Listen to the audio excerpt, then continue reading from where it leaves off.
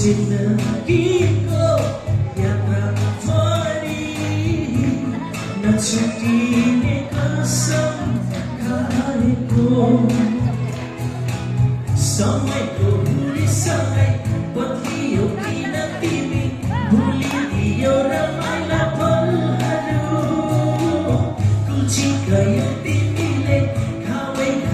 भएको पीडाले पोले छाती भनी तिमी हुँदा आउँछ नि गाइदिनु है